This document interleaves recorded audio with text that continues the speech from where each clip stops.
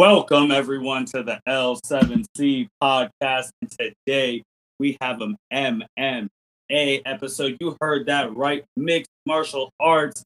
Our expert is back, Mr. Chuck Marlowe. How are you doing today, sir? I'm doing pretty good, man. Feels good to be back. Ready to get things going again. And for the listeners, man, who've been missing your mixed martial arts content, Chuck, where have you been these past couple months? Man, I've been out in Kuwait, just out there in a bunch of sand and a bunch of nothing. Got you. And you just came back in July, and Lord and behold, you're back with a big week of UFC. There's a huge pay-per-view going on this weekend with UFC 264. But before we get into that, while you were at Kuwait, were you able to watch or keep up with any UFC at all? So, of course, yeah, on our base, we have like very few channels, but we get all the pay-per-view events. So I was up at like 2 a.m. watching the pay-per-views live every week faithfully. And then also, there's other platforms to watch. I was making sure I was keeping up to date. And then I was also on the ESPN app watching and making sure everything was good. Okay. So when you were keeping up on the ESPN app and on the way keeping up, what has caught your eye in UFC these past couple of months? Like, what's been going on? There's been a lot of different cancellations of fights lately, a lot of moving around. There's been some good fights lately. Looking at like all the past cards and stuff that happened while I was gone, and then all the ones that are coming up next. You had a lot going on with Adesanya and moving up to light heavyweight. Didn't look like it worked out too well for him. He should stay where he's at in middleweight. But he also beat Rich Vittori, reclaimed his belt and everything. Oliveira versus Chandler. Oh my gosh, that fight. And that was a really good fight. I knew Oliveira was going to pull it out, but like everyone was riding the Mike Chandler hype train. But we'll see how he bounces back from that. Talk about that a little bit later. And then Masvidal and Usman. That was a good fight. Finally put Masvidal down once and for all and kind of got him to back off from so much barking all the time now. But there's a lot of good fights. You had Whitaker versus Gastelum, Miocic versus Ngannou. Oh my God. There's a lot of new fights happening and a lot of new stuff happening from all the results of those fights while I've been gone. And then also while you've been gone, this is the first time in UFC history where there's 3 African-born champions, right? That is true. Ngannou, Adesanya, and Usman. That's good for the motherland. Yeah, that is true. It is good for the motherland. And you literally come back when you have UFC 264 and you got Correct. Dustin and Connor round 3. Chuck, man, you picked a great week to come back to review this card because there's a lot riding in that main event, is there not? Oh, there's a lot riding. So whoever, Dana White came out and said this yesterday, whoever wins that fight is going for the next lightweight title shot, which I think is unfair for anyone in the lightweight division for if Conor McGregor wins, which I don't see happening. Spoiler alert for later.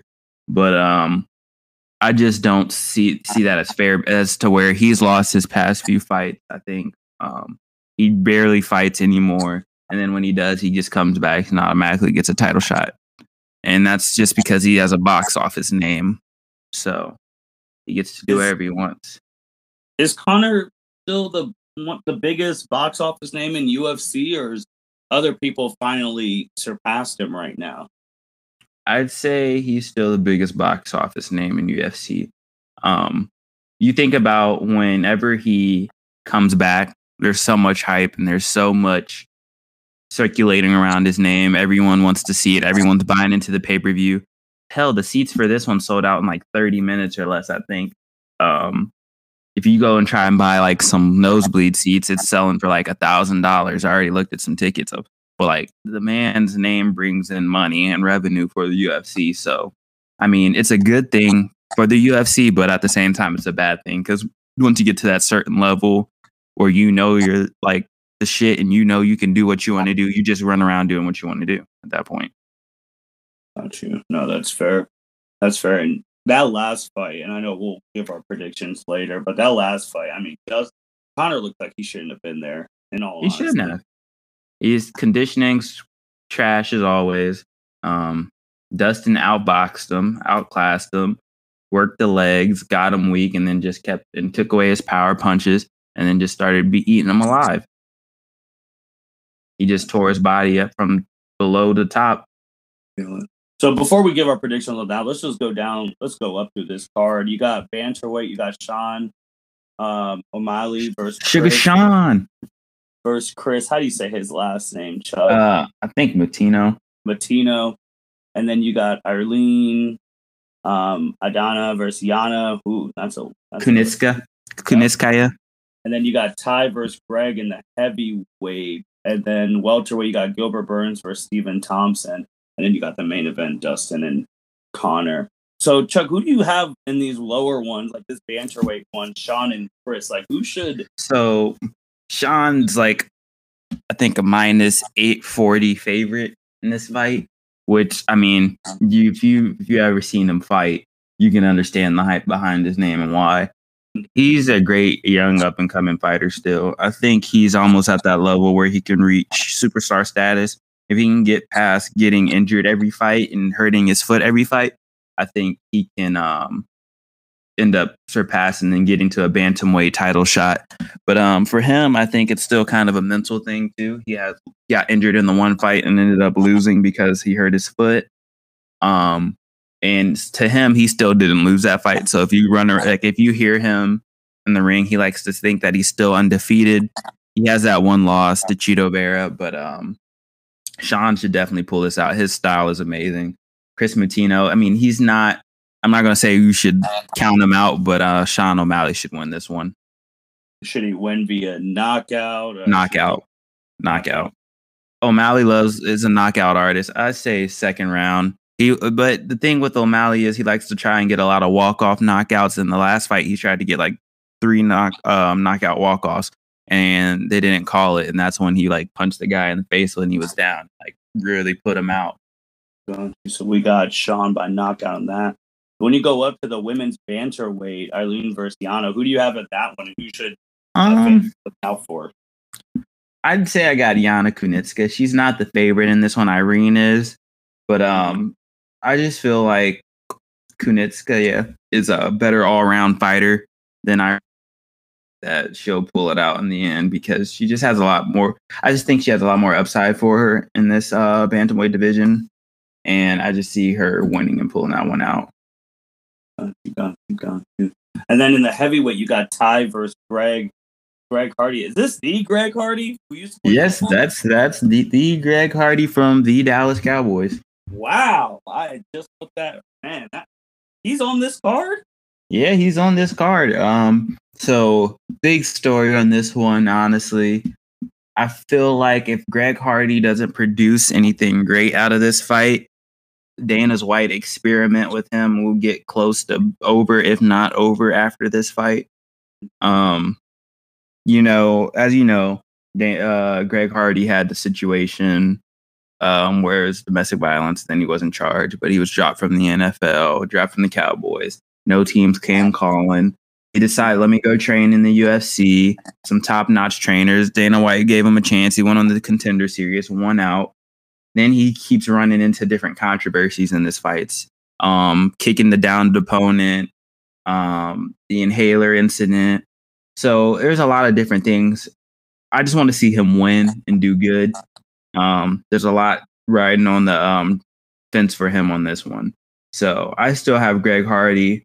I'd say second round knockout. But I think that should be a really good fight. 2 heavy hitters going at it. Don't count out Ty at all for sure.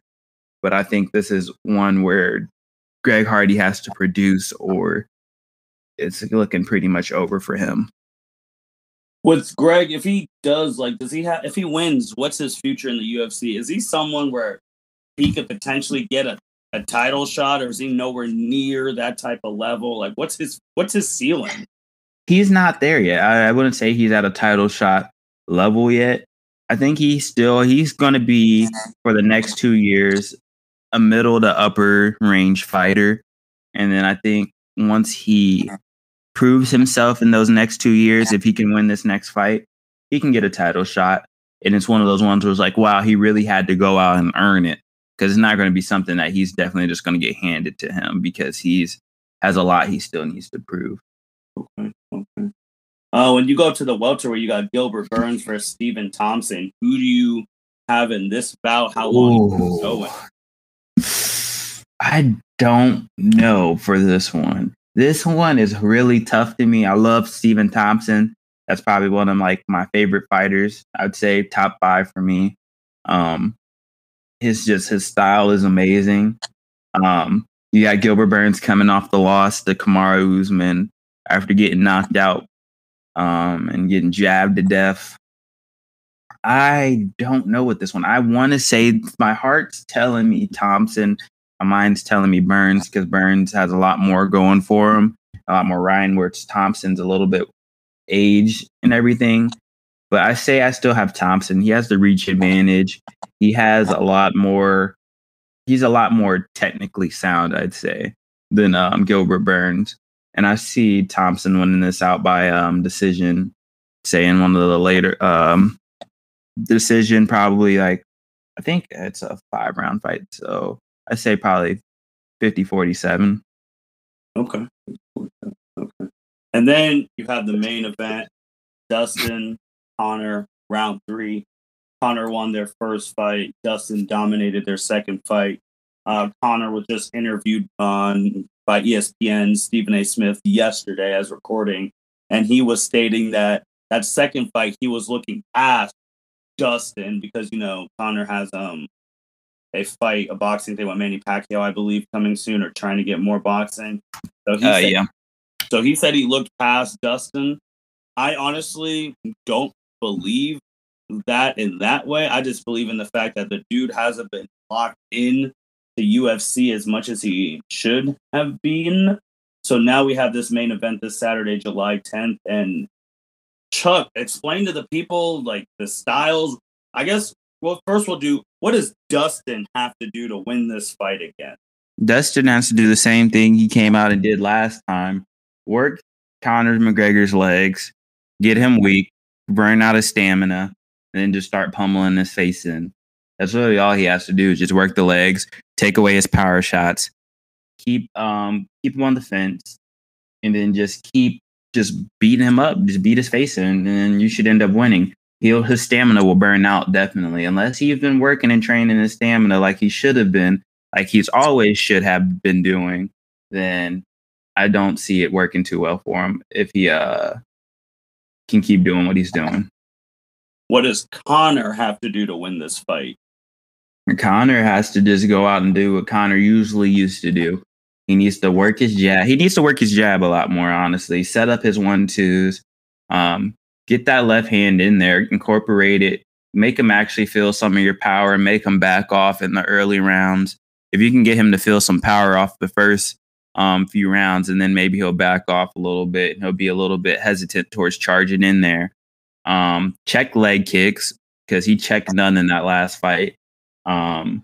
He needs to work on his stamina. Hopefully this whole time he's been working on his stamina. He's never been a 5-round fighter. He's never been someone who can go the distance, because he always gets tired.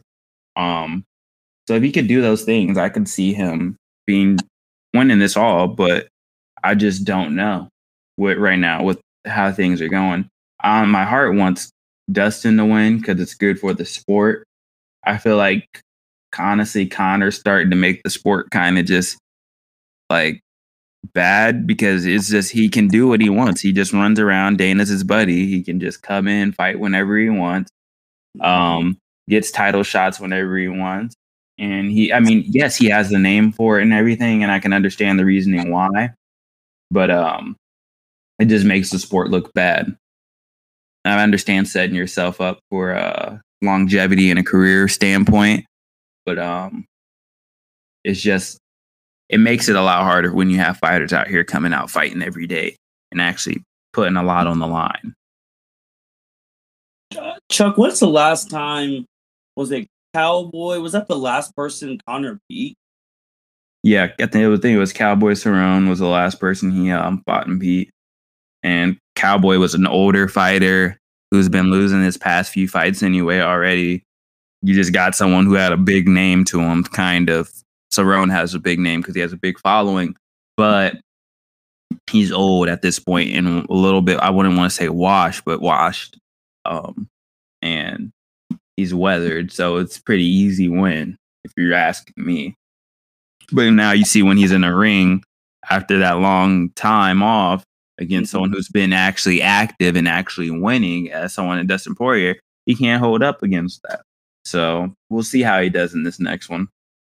So, and you brought up the thing about Conor potentially being bad for UFC. I know she didn't do it to an extent, but I do remember when Ronda Rousey lost to Holly Holm, her next fight was immediately a title shot, and I felt like that was the wrong decision. Just from she needs to like build herself back up, and then that title shot, she lost. Yeah, destroyed by Amanda Nunez. Parallels where it's the same thing where Conor keeps coming back, but he keeps losing. And I know he's probably the biggest name in UFC right now, but if I'm someone in the back, like you just said, who's been working my tail off, and this guy can just come back anytime he wants and get a title shot, I kind of be a little mad about that. You brought up the promotion, like, why is Dana not putting more? They're a $1 billion company. And this is some parallels to wrestling too, but why is Dana not putting more money into promoting these guys who are fighting all the time? Because if I'm being honest, Dana's more in the market of himself and market of the UFC. He's worried about how the brand looks, how the brand makes money, and how he makes money, I would say. He doesn't always pay his fighters. I mean, there's a lot that goes into who you have to pay off and stuff for this type of event. But like you said, they're a $1 billion company at this point. You have to look at actually paying your fighters. You look at sports like boxing and stuff, the promotions and how things like that work. Let these fighters do what they want to do for their branding. Let these fighters do what they want to do for endorsements. Like, bring back the times where they all were able to bring out the flags and stuff and then like have their endorsements on there. They want to sign with a different company. I understand you're trying to make like the UFC uniform and all in one, but guess what? These fighters need to make money. You have fighters out here coming out, fighting on cards, needing to train at the same time, and also working an actual regular desk job or something at the same time.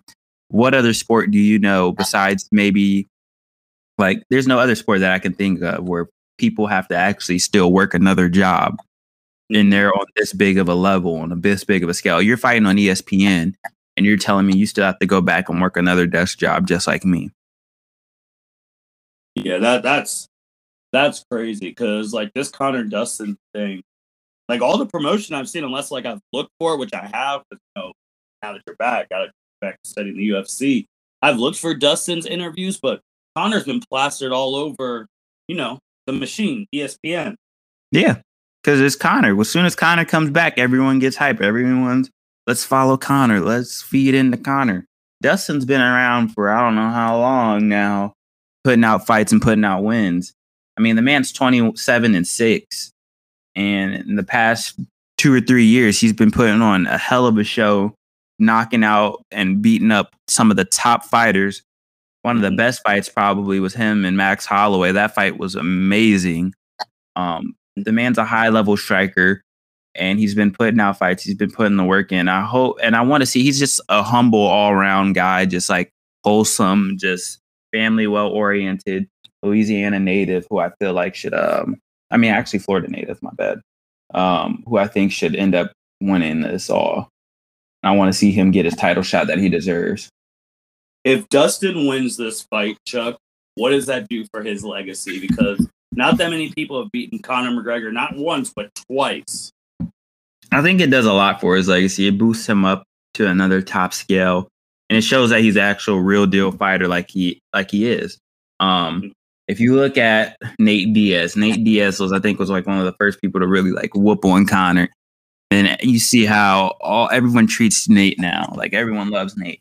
Technically, I think that Nate beat Conor twice, but I'm not going to get into that whole situation with scoring and judging.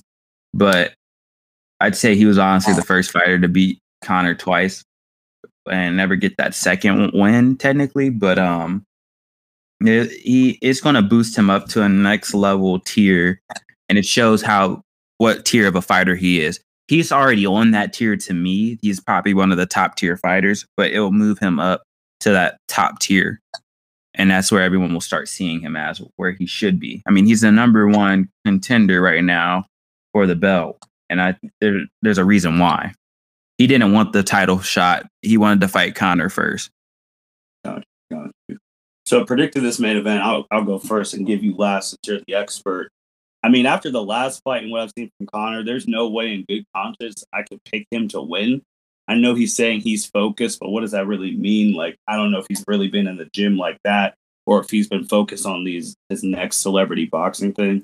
So I honestly got Dustin by TK. I got Dustin in the third round. Third round TKO? It's a good call. The floor is yours, Chuck. So like you said, I think Conor's more focused on promotions, money, and longevity of his career. It's always hard to bet against Conor because he has that knockout power. The thing that everyone wants to watch out for. But I feel like I said, Dustin did a good job last time of taking away his knockout power.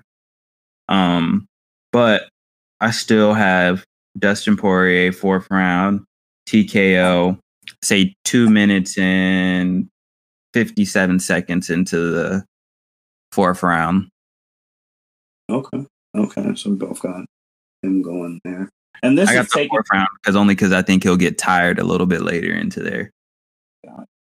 And this is taking place in Paradise, Nevada, in the United States of America. This is the first time since UFC 248 in March 2020 that the T-Mobile Arena will host an event with a fully capacity crowd attending it. So that means that place is going to be rocked, sold out and booked, and there's an audience this time. So that means it's going to play a huge factor into a lot of these fights. No, we haven't had. So lately, I think past year and a half, past 2 years, as you know, COVID, there's been nobody in the arenas, nobody been in the stands. You can hear your coaches' corners coaching you and talking to you. You can hear the punches. You can hear the commentators. You can hear everything so perfectly and so sound. But now you have the audience. You've seen the last UFC events when we had an audience now, how that feeds into the fighters, how that feeds into the fans, how everyone just eats off of it. And it's going to make this so much more of an entertaining event, having that crowd aspect there. So it's going to definitely affect how the outcome of some of these fights go too. Gotcha. Now, does the crowd affect the younger fighters or the experienced one? I'd say it's a combination of both. The younger fighters, I'd say it affects them as to nervousness. They're still kind of young. Some of them haven't actually experienced that crowd aspect because of COVID and stuff. Most of them have all experienced it, but sometimes people get nervous in those crowd aspects. They get a little tense and then they start thinking about other things and they get a little bit off track. I say for the more experienced fighters, they feed off of the crowd. They know how to use that energy to make them a little bit better. They like to feed off of it. They don't want to do anything bad in front of the crowd. They want to make the crowd happy. And also with boring, okay, I put this in quotations, boring fights. So usually fans, they're more prone to booing when there's no action. There's just standing around and stuff like that. And that's usually when fighters are trying to fill each other out. But because of that booing and stuff, sometimes that gets to the fighter and they're like, well, I don't want to be a boring fighter. I want to entertain the fans. And they rush into stuff sometimes. So that's going to play a big aspect in it for the younger fighters too. Okay. Man, this is going to be good, Chuck. I mean, again, I keep saying came back at the right time. Perfect timing with that. And just some quick questions before we sign off. What's going on with your main man, Jon Jones? He's still training. He's still getting that title shot. What's happening with him? So Jon Jones, man, he's still training. I guess they never really set that up. They were trying to set it up. I don't know. There's a lot of this going on into that. But he's not getting the title shot anytime soon. I see in the future, which I think is kind of funny because Dana gave Adesanya his, but Adesanya will fight for any amount of money. Jon Jones won't. So that's the big aspect of that. Jon Jones wants to get paid, and Jon Jones isn't getting paid, and he's getting portrayed as someone who doesn't want to fight and is scared, which I can understand. I guess that's how Dana wants to try and portray his fighters when they actually just want to get paid what they deserve. So what they're doing right now is they're doing Lewis versus Derek Lewis versus Gain for a interim heavyweight title shot. Mm-hmm. So I guess I don't know for what reason Dana saw that Francis hasn't fought in a while, but just like any other fighter, like Conor, he'll let him take like a 6-month, 8-month break, and he can come back and fight with, like, put his title on the line whenever he feels like it. But for Francis Ngannou, he's been waiting too long, apparently, according to Dana. So he put this interim title shot on the line to see who will end up fighting Francis next, which basically almost made him give up the belt, basically, because he hasn't fought anyone. Wow, that's crazy. I know Jon Jones, he has called himself the GOAT, and rightfully so. I know when Khabib retired and people were saying Khabib was the GOAT, Jon Jones got offended about that and started checking people's resumes. But I mean, I just want to see him fight. I want to see him. A lot of people want to see him fight at heavyweight. A lot of people want to see what he can do. A lot of people want to see a rematch with him in DC at heavyweight. Mm-hmm. So we'll see what happens with him. I think he's just going to still keep training his ass off. He's going to try and get a lot more toned up. And then he's just going to try and become more polished at heavyweight. And then I think he'll actually put himself out there. And anyone coming close to ever trying to beat Amanda? I see no one anytime soon. Amanda's just Amanda. Amanda's honestly the GOAT. There's no fighter I've seen like Amanda where she just demolished every fighter put in front of her.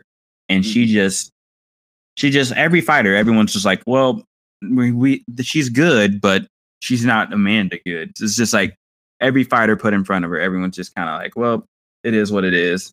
We expect her to win. Like, I don't see her losing anytime soon. Gosh.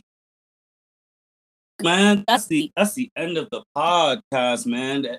Anything else you'd like to say with your first one? And shoot, I think since Max Holloway since February. Yeah, sounds about right. Been a minute. Say one fight to look out for. Sandhagen versus Dillashaw. That's a UFC fight night on July 24th. That's going to be a big one coming up. Dillashaw finally coming back after probably 2.5, 3 years. His PED, substance abuse situation. See how that goes. I want to see if Cody Garbrandt can go back up for fighting for a title shot even after losing his last fight. I'm pretty sure. I want to see what happens with Dillashaw if he can get back on a title status. But we'll see how that goes. Not much else going on. I'm trying to see what other fights they line up here soon. But there's a lot of good fighters and a lot of good things going on for the UFC. A lot more moving around in the title rankings and stuff. So we'll see who fights next for that middleweight for the belt. I think it's going to be Robert Whittaker and Adesanya happening very soon, part 2. I definitely think Rob Whittaker is going to win that one. I'm just calling it now. If it happens and he gets scheduled, it's probably get announced actually at this UFC event. But that should be a good fight coming up. Usman, I don't know who his next battle will be. Oliveira is going to end up fighting the winner of Conor and Dustin. I want to see who Usman fights next. That's going to be pretty interesting too. But not much else going on in the UFC. There's pretty much other stuff, but we'll see. Rose got her belt back. That was amazing while I was gone. That part 2 for that will happen pretty soon, probably. But yeah, not much else from my end. Okay. With that being said, thank you, Chuck, for being back. I know the fans have missed the UFC content, so it's glad to have our expert in that field back. Also, with Chuck being back, we'd hope to add you to our Naruto What If battles. Really would want to get your opinion on that since you've watched the entire series and have your favorite character. So we'd love to get you back on that as well since you're back in the States. Definitely down to get on that. And then with that being said, thank you everyone for listening to the L7C podcast. Thank you, Chuck, for being on. Thank you, the Lord, for bringing Chuck back safe and sound from Kuwait. We got our UFC expert back, so get ready for the UFC content. Remember, UFC 264 this Saturday, July 10th, 2021. It's going to be on, what can you catch it on, Chuck? ESPN. So you can get the early prelims on UFC Fight Pass ESPN. You can get the prelims on ESPN Plus, and then you can get the main event on ESPN pay-per-view. Buy it or stream it. You heard the man. With that being said, thank you everyone for listening to the L7C podcast. You guys take care. Thank you for listening to this episode of the L7C podcast. Be sure to like, rate, review, and subscribe to the channel. Follow us on all social media platforms, and we'll be talking to you guys soon. Take care.